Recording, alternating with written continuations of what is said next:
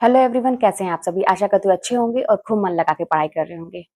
तो आज की इस वीडियो में हम उस टॉपिक पे बात करेंगे जो कहीं ना कहीं आपको ये लगता है कि हमसे नहीं हो पाएगा, ये बहुत ही कठिन है और ये मुझे समझ में नहीं आ रहा है और शायद इसके क्वेश्चन भी हमसे एग्जाम में गलत होंगे, तो हम इस पे बात करेंगे।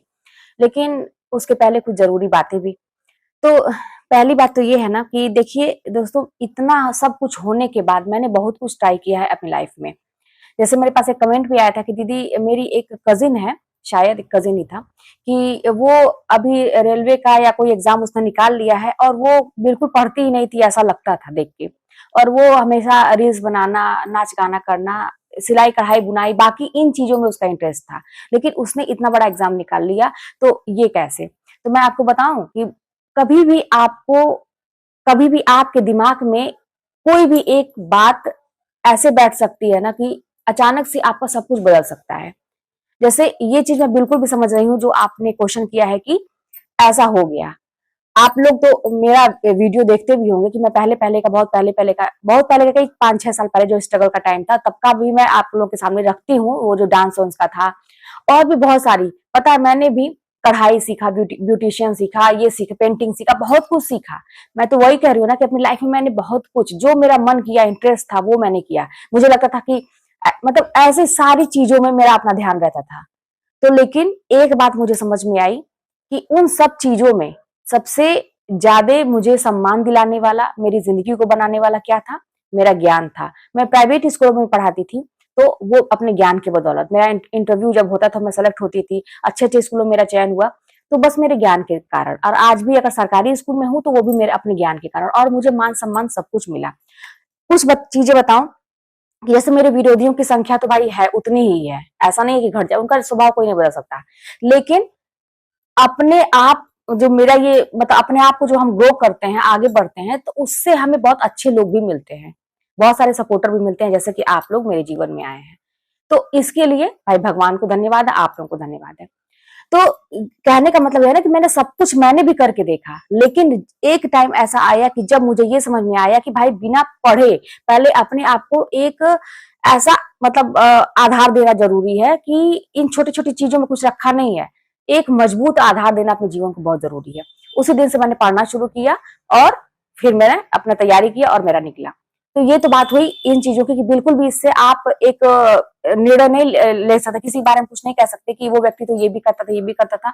बिल्कुल करता था, लेकिन वो व्यक्ति ऐसा है ना, उसके अंदर दृढ़ संकल्प, उसने जब जो चाहा वो किया। बस बात यही है। आप लोग भी ऐसे बहुत सारे लोग होंगे, अभी तक बहुत सारे समय गंवा दिए हैं। तो अपने आप को ऐसा बनाइए कि जब मैं जो चाहूं वो मैं करूं। वो ऐसा कैसे होगा? मैंने इसके पहले वाले वीडियो में बोला था कि आप मन के गुलाम मत बनिए, मन को अपना गुलाम बनाइए। कि आपने अगर पढ़ने का डिसाइड किया है तो मैं पढ़ के नौकरी लूंगा, ये 100% में लेना है तो लेना है।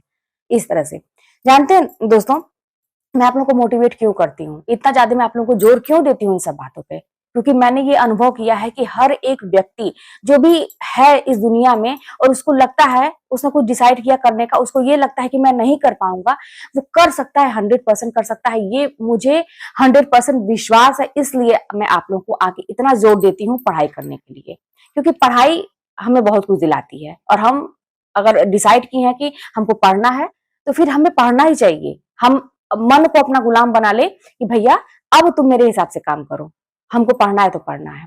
वही सारी चीजें हैं। जिंदगी में तकलीफें आती हैं, दुख आते हैं, तो उसके लिए एक चीज मैं बताऊं कि देखिए, आप लोग गृहिणी हैं, बहुत सारे लोग मुझसे जुड़े हैं, मेरे भाई लोग बहुत सारे मुझसे जुड़े हैं। एक चीज आप लोग खुद जानिए कि एक साधारण से एग्जाम्पल मैं दूं कि जैसे फ्रिज में हम सब्जियां ला के रखे, मान लीजिए फ्रिज में बहुत सारी सब्जियां ला के रखी हुई हैं, और उसमें से बहुत सारी सब्जियों में कोई ऐसी सब्जी है जो खराब हो रही है, तो हम एक गृहिणी होने के नाते, अच्छी गृहिणी होने के नाते क्या करते हैं, वहां पे अपना दिमाग लगाते हैं कि पहले इसको बना लेना है, फिर हम दूसरे पे, जो चल रहा है उसको चलने दो, वो तो अभी नहीं खराब होगा, लेकिन जो खराब हो रही है चीजें, उसको पहले बना लेना है। तो अपनी जिंदगी भी तो ऐसी है कि जो चीजें खराब हुई हैं, हम उसको पहले बना ले। तो ये चीज आपको अपनी जिंदगी समझने की बहुत जरूरत है कि आप बचपन से लेके अभी तक आपकी जिंदगी कैसी है, उसकी प्रकृति क्या है। सबकी जिंदगी की प्रकृति अलग अलग है, आपकी जिंदगी कैसी है?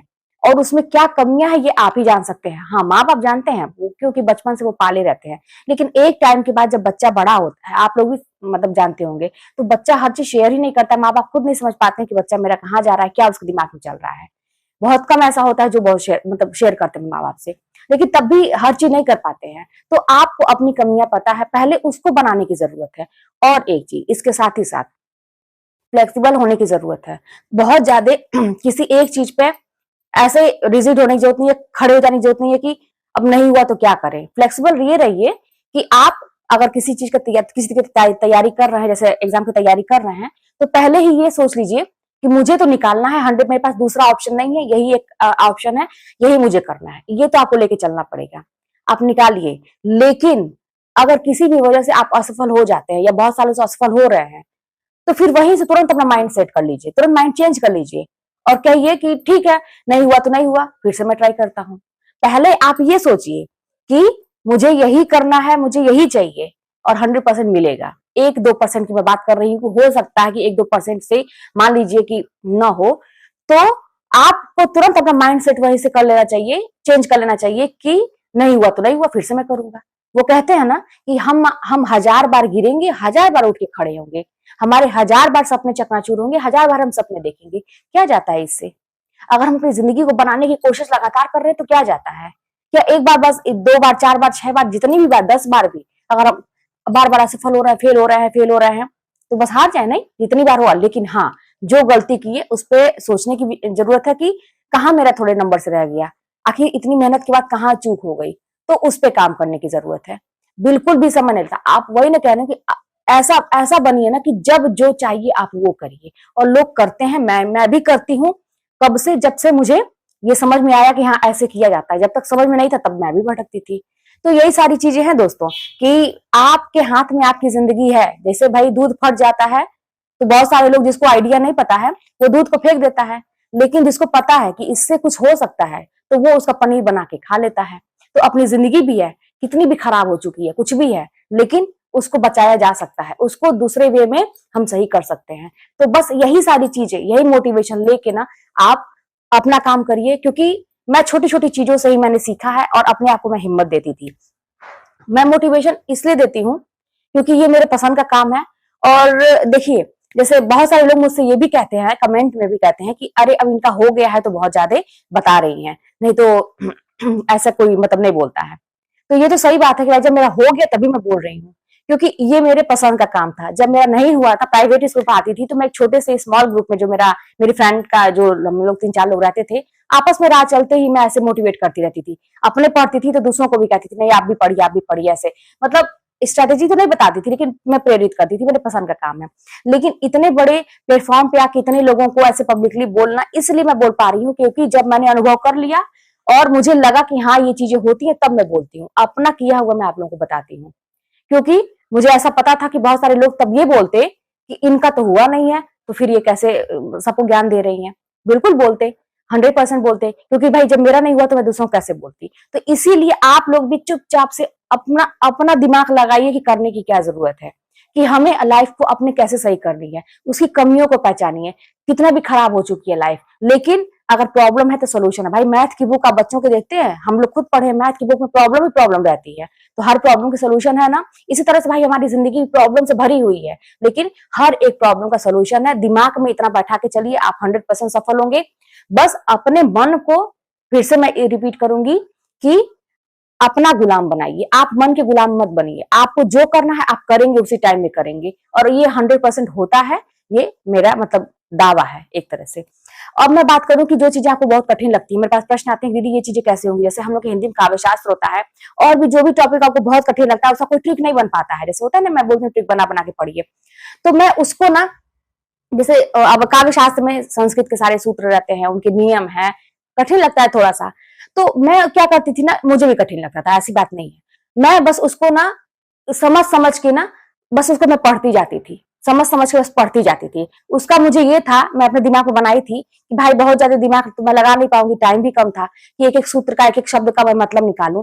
तो भाई जो नोट्स था मेरे पास, और किताबें मैंने नहीं ली थी, मैं जो सर पढ़ाए थे मेरा उसी से काम चला था, क्योंकि ज्यादा तो है नहीं। तो बस मैं उसको बस पढ़ती जाती थी, समझ समझ के उसको मैं ज्यादा रिवीजन करती थी।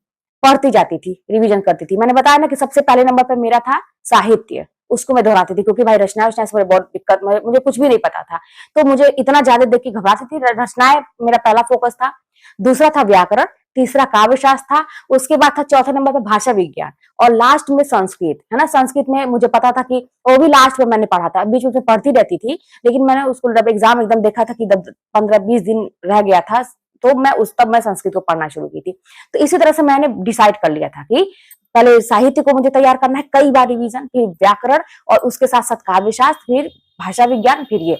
और ये मत सोचिएगा कि दीदी ने पहले ये साहित्य को पूरा पढ़ लिया फिर नहीं, साथ में लेके चलती। मैं टाइम टेबल रोज का ऐसा रहता था कि भाई ये, अब मैंने तो दिखाया भी, आप लोगों को अपनी डायरी दिखाई है कि ये टॉपिक साहित्य का है तो ये उसका है, और व्याकरण का है तो ये उसमें काव्य शास्त्र भी है, ठीक है। भाषा विज्ञान को मैं छोड़ दे रही हूँ क्योंकि भाई एक दिन में 3 ही मान लीजिए है, तो इसको मैंने ऐसे दोहराया, तो दूसरे दिन मैं भाषा विज्ञान का एक टॉपिक, बहुत है तो संस्कृत का भी आप ले लीजिए, लेकिन साहित्य और व्याकरण रोज पढ़ना मुझे रहता था क्योंकि मुझे इस पे ज्यादा फोकस करना था। इन सब में ऑप्शनल में एक एक दिन का गैप करके रिवीजन करती थी। बस यही तरीका है पढ़ने का। और भी कोई बात होगी तो कमेंट के माध्यम से बताइएगा। और हाँ, आप वीडियो को देखते हैं, अगर मेरी बातें प्रेरित करती हैं आप लोगों को, पढ़ने का कहीं से भी मन करता है, कुछ जिंदगी में करने का मन करता है, तो वीडियो को लाइक कर दिया करिए, क्योंकि मैंने ऐसा सुना है कि लाइक करने से मतलब अच्छा उसका इंप्रेशन जाता है यूट्यूब पे। तो अगर आप लोगों को पसंद आता है तो लाइक कर दिया करिए। और आप लोग का बहुत बहुत आभार है कि आप लोग मुझे इतना सपोर्ट करते हैं, आगे भी अपना सपोर्ट बनाए रखिएगा।